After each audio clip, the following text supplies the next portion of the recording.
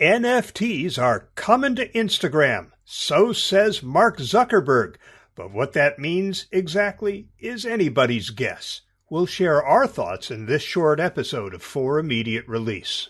Another fine podcast from the FIR Podcast Network.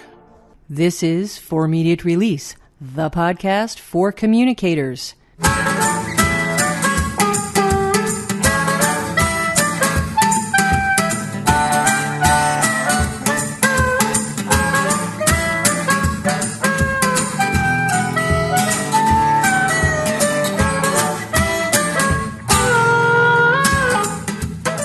Hi, everybody, and welcome to For Immediate Release, episode number 237. I'm Shel Holtz. And I'm Neville Hobson. So, Mark Zuckerberg, he of Meta, previously known as Facebook, said that Meta would add NFTs to Instagram. While he didn't describe exactly what that would look like, he said during a session at South by Southwest this week that over the next several months, the ability to bring some of your NFTs in, hopefully over time, to be able to mint things within that environment. What does all that mean, even, you might be wondering? I am wondering. Yeah, we've talked about NFTs quite a bit on this podcast because it is an area that is evolving right before our eyes. There are interesting things happening that many people can grasp quite easily. There's developments happening with cryptocurrencies, and indeed, in the case of NFT marketplaces, broadening it out so you can use regular credit cards to buy NFTs. And there's still the question that many people have, what on earth are NFTs anyway, and why should I care about them? In the case of Meta, what makes this interesting, I think, in many ways, is there's also a metaverse angle here as well. And you might remember that Mark Zuckerberg in particular has been very strong talking some months ago now about the future of Facebook, now known as Meta, is the metaverse. So is that the angle he's going for? He's talking about minting your avatar's clothing. And the minting thing confuses a lot of people, I know. That's creating, right, for want of a better way of putting it. Minting your avatar's clothing as an NFT and taking it between your different places in this digital realm. He's talked about NFTs and the metaverse before, as I mentioned. He could see them as part of the digital world's governance. Now, it seems like he's thinking about them as digital objects, something that Meta has brought up before. But Instagram won't be the first social network with an NFT integration. Earlier this year, Twitter introduced a feature that lets some users set an NFT they own as their profile picture. That's moving in an interesting area too, as a method of verifying the provenance of some of the images that people use. And that whole area of trust in the content you purchase is becoming a bigger deal than ever before in this current climate where there's a lot of dubious deals and scammers around. These then show up as hexagons on your profile on Twitter. There's a special shape that sets them out as different to a normal profile picture. Let some users set an NFT they own as a profile picture that you can click through to see the metadata and be sure of understanding what it is. I hope that's quite clear to dear listeners to what this is all about here.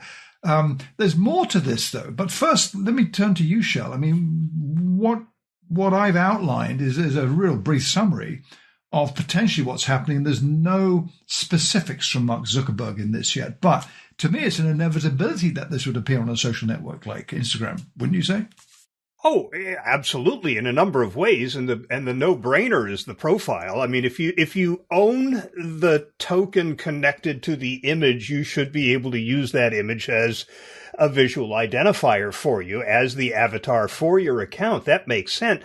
What I'm confused about, and reading this made me question my own understanding of NFTs, was that you'd be able to bring your NFTs, the ones that you own, into the network in order to mint NFTs. Now, I can see bringing the NFTs I own into the network so I can display them somewhere, and I can see the network being configured to enable the minting of NFTs. I don't get why I need to bring my existing ones in order to do that. And that's the way it read. So yeah, it is the way it read. I don't get that. No, I'm not clear on that either, to use NFTs to make NFTs, but this could be something that will be revealed in due time by Mr. Zuckerberg and his colleagues at Meta. The kind of shift in our focus, say 180 degrees over here, to look at another angle to this that was reported in Cointelegraph. I found this most intriguing. Their take, being Cointelegraph, is a lot on cryptocurrencies and what this means for the cryptocurrency marketplace. But this got my attention, this article. NFTs could be a step toward new social interactions, a notion that might not be as far-fetched as it sounds, says Cointelegraph. TikTok recently announced a creator-led NFT collection. Twitter's embracing NFT verification for profiles, as I mentioned earlier, and Coinbase is launching an NFT marketplace. According to Cointelegraph, these signals point to a mainstream audience which could broaden the opportunity to make NFTs an important part of our social connections. Big social media will continue playing a part, but the ideas forming in NFT communities highlight a new type of social interaction built on NFTs instead of followers and likes. That's intriguing. So we're saying that the NFT idea that verifies your credentials, let's say, and that NFT that you have as your profile picture could be a way in which people will connect to you or like your content or share it to what you're talking about more than just the traditional likes and follows. Not sure how that would work exactly, but some of the folks in this broad community that I pay attention to, notably on Twitter, are talking about this quite a bit already. This is what piqued my interest, seeing the article in Cointelegraph, which was only a few days ago. And I think people are trying to figure out how this would be, but I see a lot of excitement in the idea of this instead of follows and likes, where this is, by contrast, a peer-to-peer situation where your data is not shared. So it keeps it out of the hands of the likes of Facebook, for instance, if this went that way. And of course, Instagram is a Facebook property or a Meta property. So could this be an interesting way in which this would develop beyond the idea of purely buying and selling digital art for cryptocurrencies, that this then becomes a kind of, I don't know, a stepping stone into a social connection that evolves a social network where NFTs become a primary methodology, if you will, of verification and trust building in that community. I mean, I'm just speculating because they don't go into this level of detail, but I don't think it's far-fetched to think this is where it could be going. Not at all. I think there's a lot of potential. I mean, obviously, NFTs are not confined to digital art. No, there's real physical things that all can apply to as well. Absolutely. We've talked about it, an NFT being minted that was essentially the deed to a home that was sold in the Tampa Bay, Florida area. So, I mean, it's a non-fungible token. What does the token represent? That's, kind of up to you.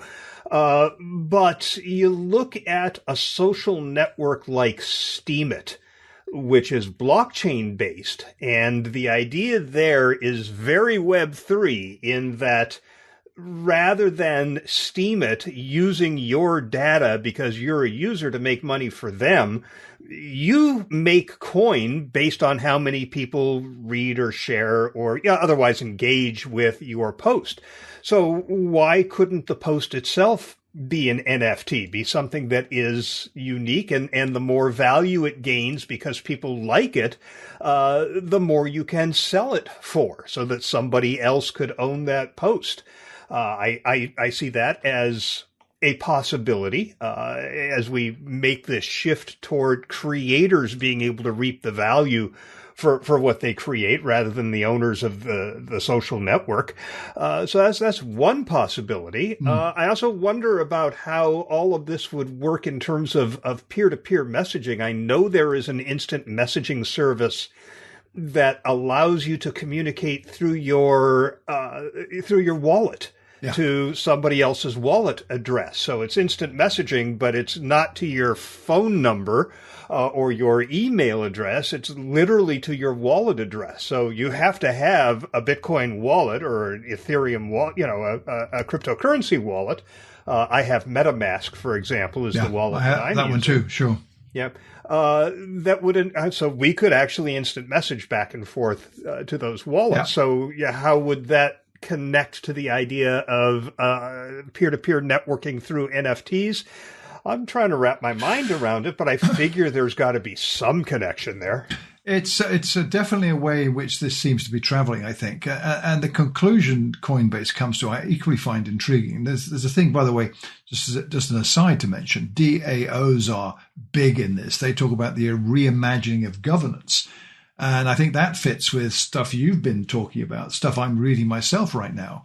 And reimagining governance via NFT ownership, empowering members, one token, one vote approach. I mean, that makes total sense to me. But the conclusion, I mean, that's the way a DAO works, right? Of course. You buy in, you get a token. The token right. Translates into a vote. So this takes it to a different there's nothing level. that says that token couldn't be a non-fungible token. Right? I mean, I think the overall simplicity of all of this needs to really get better than it currently is for it to gain better traction. It seems to be moving that way with more ideas emerging. But the concluding point Cointelegraph makes, I found interesting. They say a new social code powered by ownership and collaboration is embedded in the ethos of NFT culture. While the NFT narrative is still young, yep, I agree with that one, it is clear that a social layer is driving adoption. NFTs might prove to be the catalyst needed to usher in a new wave of crypto users. That's the angle they're going for. But I think you could actually just put aside the bit about the new wave of crypto users and look at the fact that a social layer is driving adoption. And I think we're beginning to see some traction.